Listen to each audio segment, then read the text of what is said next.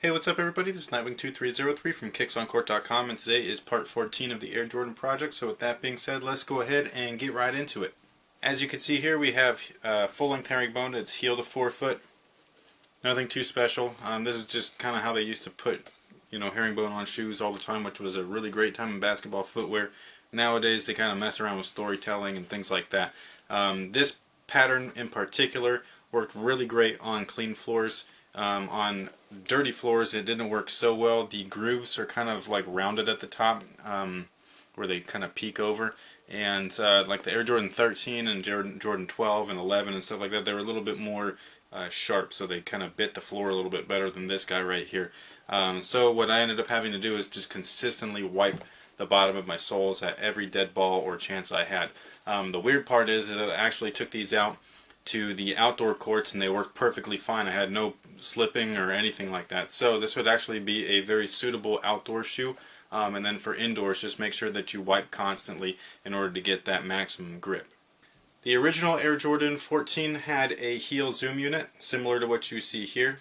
Hopefully you could see it. I know that the light might be bouncing off this pretty bright, but it had a heel zoom unit like you would have in normal shoes, and then in the forefoot you had an articulated zoom unit, which is what you see here. These are the midsoles for the Air Jordan 2012. Now, the newer renditions just have heel zoom and they have forefoot zoom. It's not articulated, just one full-on piece, just like most other shoes, Hyperdunks and things like that. So, nothing too spectacular. One thing is that they're just a lot thinner than they used to be. I know that I mentioned this before in previous Air Jordan project videos, but it's just a lot thinner. It still kind of gives you that impact protection and things like that. You just don't feel the responsiveness. The one good thing about this particular model is that you ride really, really, really low to the ground. This whole shoe was kind of designed after a Ferrari, and just kind of takes that low to the ground kind of feel up a notch with that court feel. So court feel is definitely enhanced, while cushion is a little bit more on the minimal side, even though it is there. I do remember the originals and the first round retros, which I still have. Those ones are just way more comfortable than these as far as a cushion standpoint goes. So supposedly it does the same thing, but from what you can actually feel, these don't feel as good as they used to. So the materials on these guys here, pretty much a hit or miss. I absolutely love the leather that they used around the shoe, but I dislike this like nubuck stuff that they used here. Back here in the collar and lining area, it doesn't really bother me at all, but right here I just didn't like it. It starts to peel away from the sole. I don't know how well you're going to be able to see this, but it started to peel away and all that stuff, which is kind of a bummer. I'm used to these things peeling off. That's something that's always happened with Jordan 14s. Like, I remember people just ripping them off because they used to just flap around after so many wears. So wears in an actual game, not just casually. So but yeah, that's pretty much how it goes with the materials. I don't think that they're like great, but they're not horrible either. Definitely could be worse. The ones that I have that are before this one, the same colorway, the 2004, 2005 version, the materials on those are just much, much nicer. So the bad part about that is that they're kind of old, so they're not really like the best thing to be playing in, because you never know when they might fall apart. But yeah, so that's pretty much how it is with the materials. It's not anything spectacular by any means, but it's definitely efficient. The one thing is that the 14s are kind of notorious for being one of those non-durable models. Like I was saying earlier, these teeth things kind of get chewed up and they fall apart. They'll flap off and things like that, or fall off, just because it's just everything is just foam laid on top of material. So when people start stepping on your feet and things like that, it'll start to tug away at those little teeth there. So durability is kind of like one of those hit or miss things. Overall though, I think that it's a pretty good thing to play in. Again, I can't give it like too high of a score or anything like that, just because it's kind of on the cheap side, but it still works for what it is, which is nice. And one of the good points is that it has very little break-in time. Maybe took a couple of hours before everything was perfectly broken in, as far as what I've experienced.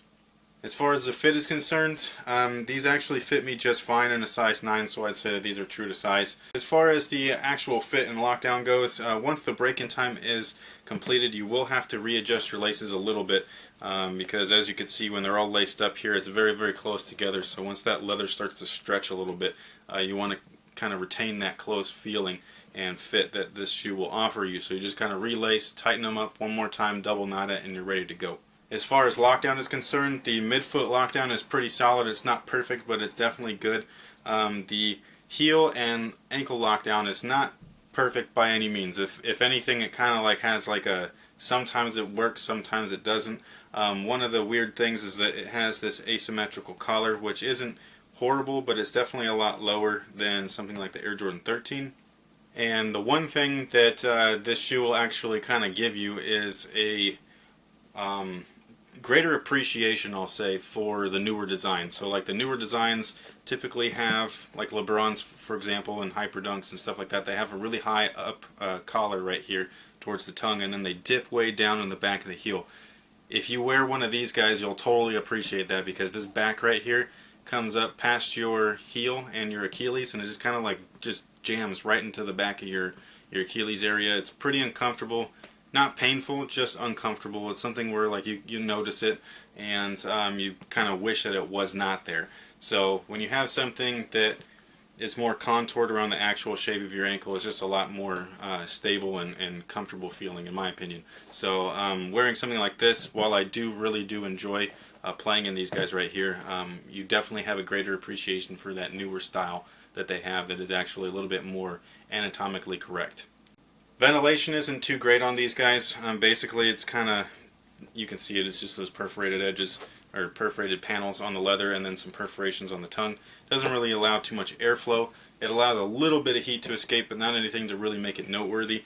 One of the coolest features that I thought this shoe had when I was a kid was actually this little vent system right here. Again, these are made after a Ferrari, and I remember when I got these in, it was the black toes with the white upper. And I was like, man, these things got an air scoop. These are crazy. And I just thought it was one of the coolest things ever. It does absolutely nothing. So it's like one of those things where it's like back at that time, like it was so awesome to have it. But now that you're older, you realize just how useless it was. But it definitely was cool. It's a cool feature even still, just looking back at it for nostalgic purposes, that it's one of those shoes that has an air vent. You know, you can't really say that about a lot of sneakers. So the overall support comes from that fit. Again, the lockdown is not perfect. In some areas it's a little bit sloppy, especially around the back and the heel area. And then the rest of the support is coming from this midfoot shank. This is not carbon fiber, it is plastic. It's just a TPU. And this is just basic arch support and torsional support, so it allows for some rigidity and all that kind of stuff so that you're not overextending anything. That part of the shoe works perfectly fine, so no complaints there. Again, with the support from the fit, it's a little bit sloppy in some areas, most notably from here back. Once you readjust the laces, it's perfectly fine on this side, but back here it's just not perfect by any means, especially with that heel area. So just keep that in mind, and you'll be good to go. Just a brief recap. The traction is decent. It's not perfect. It's not horrible. Definitely will be a better shoe outdoors, in my opinion, from my experience. I enjoyed these a little bit more outside than I did inside, surprisingly. However, if you do play with these inside, just make sure that you're consistent with your wipes. Overall score for these is an 8.5. The cushion definitely isn't what it used to be. It isn't even close to what it used to be back in the 2004-2005 retro range. So with that, I give these also a 8.5. The materials aren't perfect, but they're not horrible. The thing that I really just can't get over is just this kind of nubucky, like suede synthetic. I don't like it. I like the suede from my older pair a lot better. So the overall score for materials is an 8. The leather I thought was fine. It's just this stuff is just cheap. The overall fit is an 8.5. Like I was saying before, once you readjust those laces after the short break-in time, you'll pretty much be good to go from the collar down. It's basically that heel and this piece right here that kind of bugs me. It doesn't provide the greatest heel lockdown, and it just kind of gets annoying the more that kind of like bashes into your heel. This doesn't break in too easily as well, because it's got this big rubber pieces right here. So just kind of take note of that. But other than that, that's pretty much what it was. Overall ventilation gets a 2. I know that might be kind of like overdoing it a little bit, but there are perforations throughout, which gives it at least a 1. And then there's an air vent here. I mean, there's a freaking air vent. You got to give them at least 1 point for that. Overall support was a 7.5. Pretty much kind of what I would say is like an average support rating.